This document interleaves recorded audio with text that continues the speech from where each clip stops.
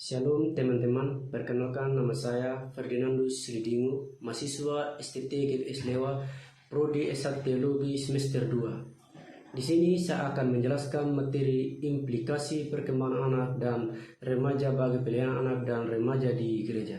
Kita ketahui bersama bahwa perkembangan merupakan proses yang berkaitan dengan kematangan organ dan kematangan emosional anak yang bersifat kuantitatif. Kita sebagai calon pelayan di gereja tentunya memahami dan juga melihat pola perkembangan anak dan remaja itu sendiri. Dan kita sebagai pelayan tentu hadir untuk memberikan sumbangsi dan kontribusi kepada gereja.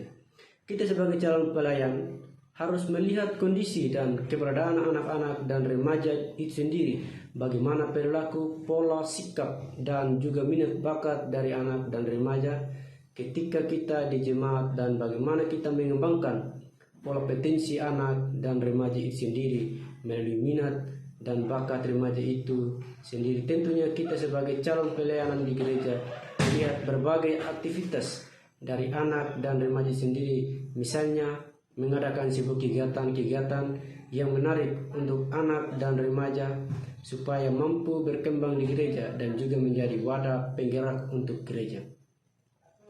Gereja juga harus mengedukasi orang tua untuk tetap mengontrol anak dan remaja, terutama dalam pergaulan remaja, baik di lingkungan rumah, lingkungan gereja, maupun lingkungan sekolah.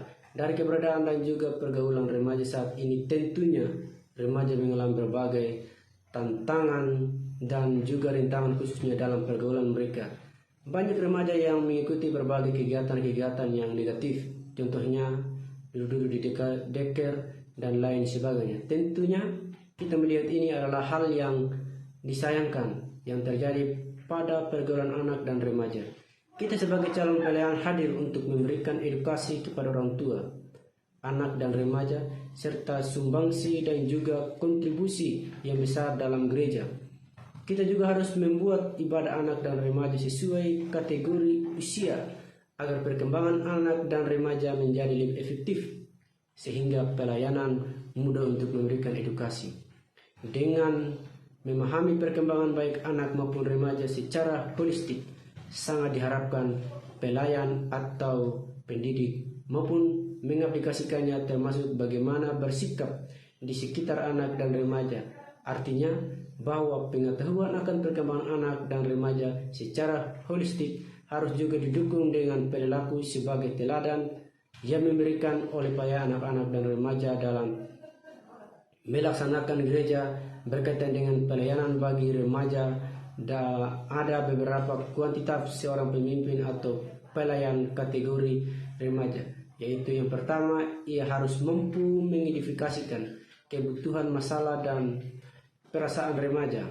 Kedua, ia mampu menempatkan dirinya sebagai seorang remaja dan menerima remaja apa adanya. Yang ketiga, seorang pemimpin remaja harus memberikan waktu yang cukup bagi remaja sehingga ia mengenal mereka satu persatu. Seorang pemimpin atau pelayan juga harus meyakinkan remaja bahwa iman tidak bergantung pada perasaan. Memahami perkembangan anak dan remaja merupakan kebutuhan mutlak yang harus dipenuhi oleh para pelayan gereja. Pelayan sebagai pendidik perlu menyadari bahwa anak dan remaja harus mendapatkan Injil dengan cara yang relevan sehingga pesannya dapat tersampaikan. Demikian materi yang dapat saya sampaikan. Terima kasih dan shalom.